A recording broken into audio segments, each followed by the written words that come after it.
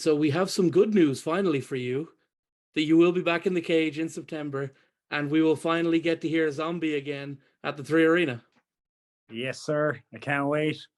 I've had a bit of a bad run of it, but I'm ready to get back in. I'm hungry to get back in now. I am, to be honest. I feel reborn after getting these few bits and pieces sorted with me now. I'm in a bad way now, but in a couple of months' time or 3 months' time, I'm going to be hopefully very healthy and feeling good again with my body. So I can't wait to have a training camp where I'm actually healthy and I can really push it to the limit like I used to. Bittersweet night at the 3 Arena a couple of weeks ago.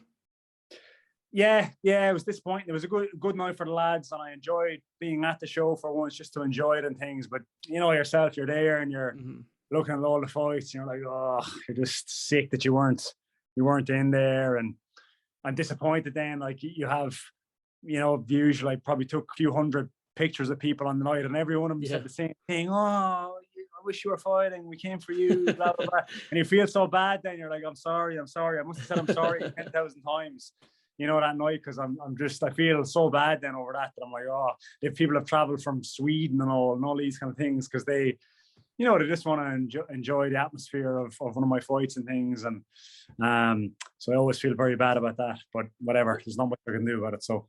Well, we saw each other briefly backstage, and I didn't want to bother you too much because I knew that it was probably one of those nights where you kind of have to smile through a little bit of pain, right? Because, you know, you're watching Sinead or even Gegard in the main event or whatever, and or Kieran Clark, and you're going like, that should be me out there, you know? Yeah, yeah, it's not even that I don't feel like that should be me. I'm always, when I'm at the event, I'm always just really, I actually enjoy it kind of in a way, like a lot actually. I enjoy it a lot. I enjoy being at the event and not having the stress of fighting myself, to be honest, and being able to enjoy watching Sinead and my friends fight, and just be part of the atmosphere myself. So I do enjoy that, but you know, it's actually after the event almost. You're like, oh, you kind of go home and you're like, oh, you just feel so bad. You're like, should have been me or whatever. I should have been fighting. And it's more when I meet people at the event is when I get sad that they're like, oh, we wish you were fighting and all this. And you're like, it kind of reminds you of that you should have been fighting, you know. You know, I don't want to get Adam too concerned, but we don't know the opponent yet. Is that correct? We know that you are fighting, but no opponent as of right now. No, there's go. Do you know? Like, you're just not able to say yet, or it's too far away to know? No, I actually don't know. Right. I don't know. I've an idea who it might be, but I've no set opponent as of now. I will be fighting. I'll be whatever co-main or main event or whatever I'm going to be, but I don't have an opponent. It'll be someone ranked. That's what I can tell you. So it won't be Kane? No, it will not be Kane. Is there any chance that ever happens again, or is that finished?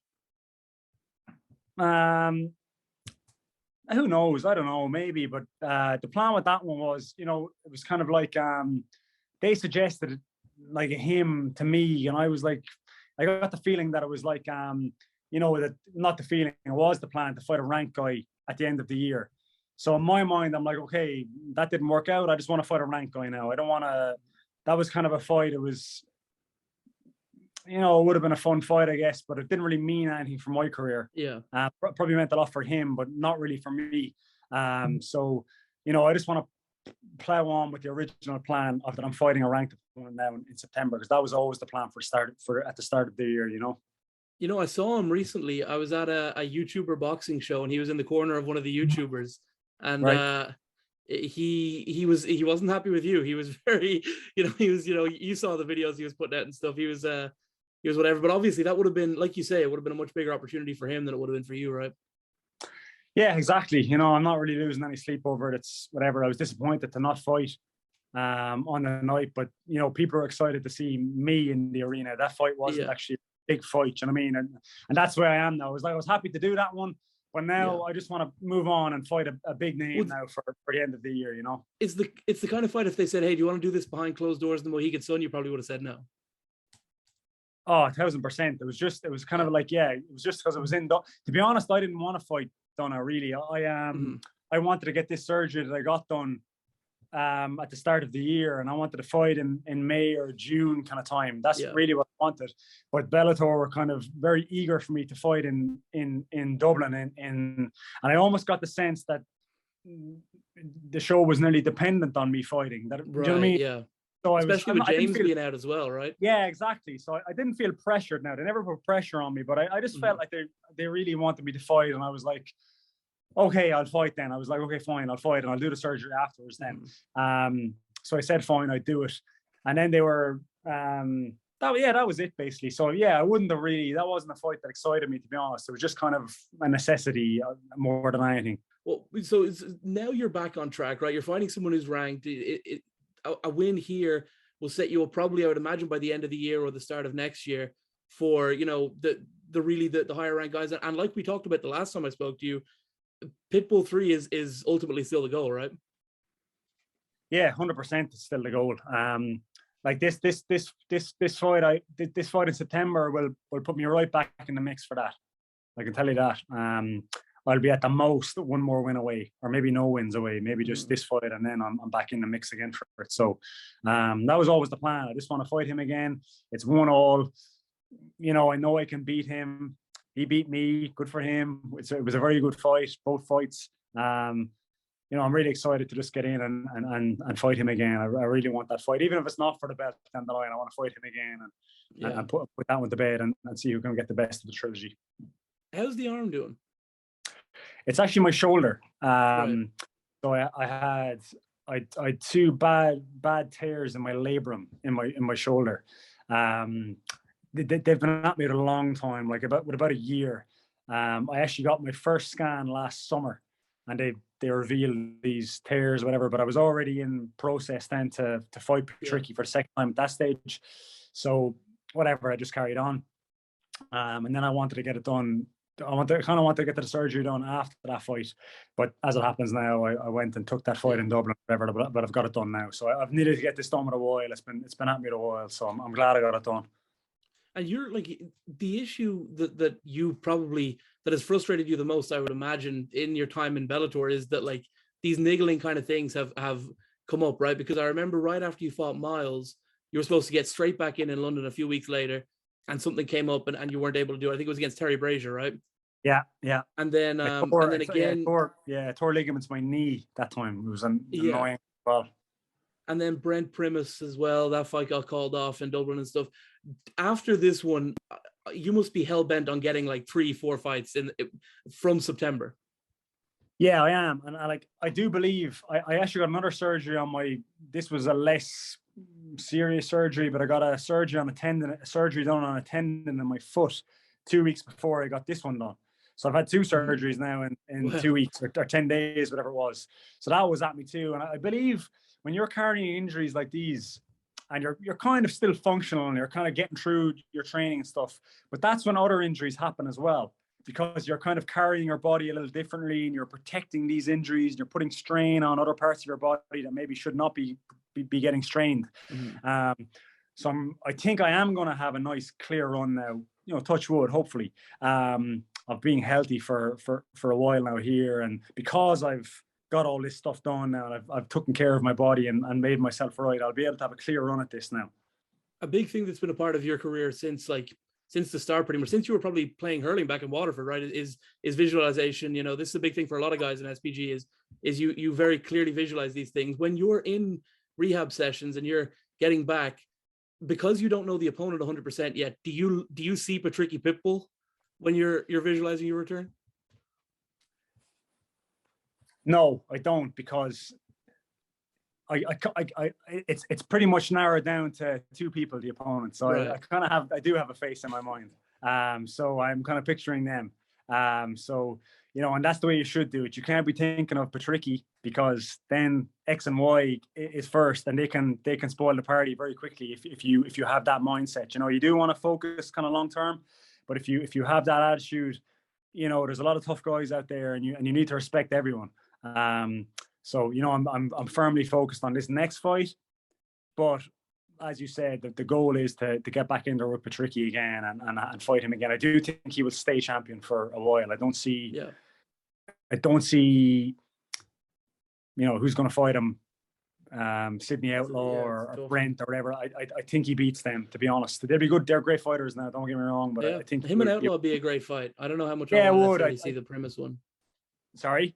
I don't know how much I necessarily want to see Primus, but I think him and Outlaw would be a good fight. Why don't you want to see Primus? I don't know. I just like I think we've kind of seen him in there at that top. I think Brent needs probably one more win. I don't know. Yeah. I want to see you with Primus actually. Yeah, that could happen too. That could be that might happen as well. Yeah. Whoever. Yeah, I was excited about the Musa fight because I remember when we were in New York at the time, we were talking about all these these great domestic fights you probably don't really get to do anymore. Like you're never going to fight Chris Bungard. You're never probably going to fight. Well, Terry Brazier's retired now, and it's like it would have been nice to see you get in with one of these like UK and Ireland guys. But it looks like from now on it's ranked guys and the path towards the belt, which is obviously for you it's great and I'm happy for you. But as a fan, like kind of casually, it's like I would have been nice to see you in with some of these these UK guys. Yeah, I agree with you in a way, but I thought this when I actually I kind of reluctantly agreed to that Musa fight. I was like, okay, whatever. But the reason I kind of agreed to it was what you said. I was like, yeah, people will be kind of excited for this. It's kind of one of those ones where there's two dogs looking at each other through a cage for a long time, and they kind of never fought, and now they'll fight, and people will be excited. But my experience was people weren't as excited. They were much more excited when I was against Patricky or kind of a higher name guy. Yeah. In my experience, in the build up to those fights. So, I agree with what you're saying, but that wasn't the reality I felt, to be honest, in the lead up to it. It was kind of weird. I think you would need to dislike the guy. Like you and Bungard, I think even though there's no chance he's getting anywhere near you in any time soon, that's the kind of fight where if you were charitable enough to be like, you know what, it's Dublin, maybe I want an easy one coming back. I'm not slagging him off, by the way. I'm just saying in terms Bellator wouldn't be looking to make that matchup for you because of where you are and where he is, and I don't think is he even with Bellator anymore? I think he's cut, to be honest. But right. The Bellator were willing to do that. They tried to do that many times. Even after they tried to do it. I can't even remember the dates now, but they've tried to do that multiple times. But it was just him. He just didn't want to do it. It was just for whatever. And obvious reason, he just didn't want to. He knew he'd get sparked. But that was Bellator were willing to do that one, but they just didn't want to do it. But yeah, that'll never happen. Number one, he's not even. I'm not even sure he's with them anymore. Yeah. And obviously, I'm just on a different career path now. It would have been you kind of almost bringing him up, but the same way with Miles, right? Where he probably wouldn't have even got signed to Bellator if, and that was a good fight. You and Miles, he was a good fighter, but he probably wouldn't have even got that opportunity if you hadn't decided that you wanted to fight him for the reasons that you fought him back then. Yeah, you're 100% right. Miles, what I liked about Miles was he realized he was getting a good opportunity, I thought, as well. He was kind of respectful in a way. Do you know what I mean? That he was getting this good opportunity. Even afterwards, he was kind of. I got that vibe off him, so that was good. That was another thing I was disappointed with Kane over, to be honest. He was handed a gift in that fight. I mean, he hadn't earned that fight at all. Really, and then, which is fine, but then I had a legitimate injury, broke my ribs, and then he tried to kind of put the boots in on me then online, and tried to call me a coward, and I was afraid of him, and it was just, and he was lying about the weight class thing, and I was just very disappointed with him, to be honest. You don't treat someone like that who's done you a favor, basically.